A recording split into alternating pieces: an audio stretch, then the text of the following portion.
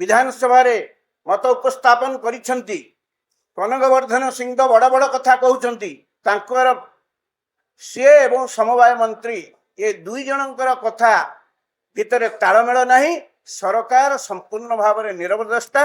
आमे डिमांड करुचु तुरंत urea potash Gromor युद्धकालीन भितर चाषी को जोगी दिए। पूर्वा बेषण कार्य अग्रगति करिछि। सरकार उत्पादन वृद्धि पाई सार उपरे विशेष फोकस देवा दरकार। किंतु ये डबल इंजिन सरकार निगोड़ निदरे शोइछंती। आम राज्य रे प्राय 12 lakh metric ton urea Gromor potash प्रभृति सारर आवश्यकता रही। किंतु यूरिया सार आम राज्य पई जो 5 लाख प्राय 5,50,000 मेट्रिक टन यूरिया सारर आवश्यकता रही। सरकार पाखे से 4 भागरू भाग्य गच्छित नहीं। पोटास सहीपरी नहीं। ग्रोमर सार नहीं। किंतु राज्य सरकार खरीफ खसड़ा प्रस्तुति बेले कहले आम 60% सार समवाय समिति जरिया बांटबू।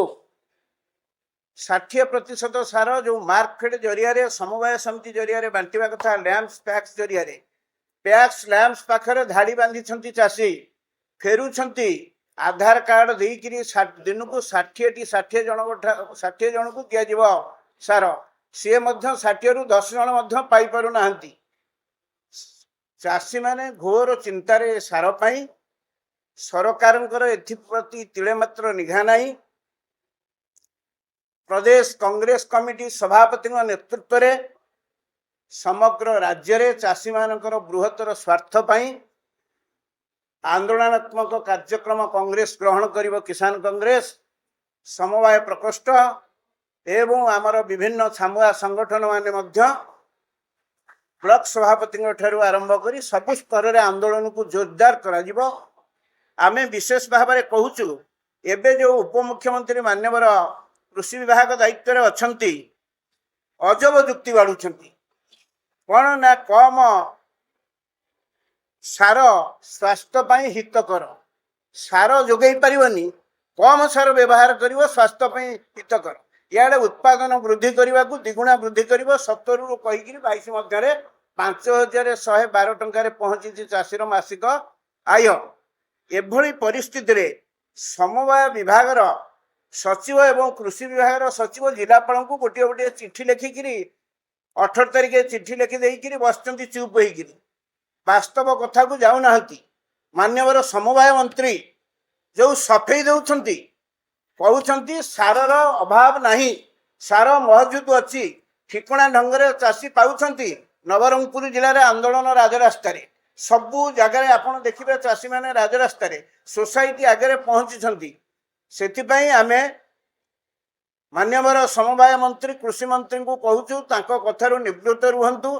चाषी मैंने केमती सार पाइपर जोटा कि आमर प्रदेश कांग्रेस कमिटी सभापति श्रीजुक्त भक्तचरण दास बारंबार कहते उत्पादन वृद्धि पाई सार सार पाई लड़ई करा तमें डबल इंजिन सरकार यूपीए सरकार समय गत विजेत कांग्रेस सरकार समय आपड़ देखिए केबे सार एभली परिस्थिति सृष्टि नाला। जदि इंद्रदेव दयारु आउ किछि दिन पर वर्षा भल भाव है चारिआडे सार संकट देखा से बेल थाऊ थाऊ बंध बांधा पड़ो। सरकार बड़ बड़ कथा कहतु ना। मुख्यमंत्री ए दिगरे पशुना डबल इंजिन सरकार ड्राइवर जी ओडिशा रे से पशुना। आमे डिमांड करुचु कांग्रेस दल तरफ प्रत्येक सोसाइटी रे सार आवश्यक परिमाणर मौजूद रहू। स्क्वाड गठन करा जाऊ। व्यापक कला बजारी होउची से कला बजारी रोकिबा पई स्क्वाड गठन करा जाऊ एवं मॉनिटरिंग प्रॉपर करा जाऊ। आउ प्रतिदिन सूचना माध्यम रे चाषी मान को जणई दिया जाऊ को जिले में केते परिमाणर सार गच्छित रही। जदि ये सब करा न जाए आगामी दिन में किसान कांग्रेस तरफ कांग्रेस दल नेतृत्व में समवाय प्रकोष्ठर कर्मकर्ता माने सदस्य माने आंदोलन को जीवे आमर जी होती वरिष्ठ नेता जड़े एवं आम संगठन प्रमुख प्रभारी पूर्वतन विधायक जी होती बलांगीर जो भाताहांडी जो अंचल चाषी नेता सी जड़े तांकर बहुत अभिज्ञता रही सार उपरे बारंबार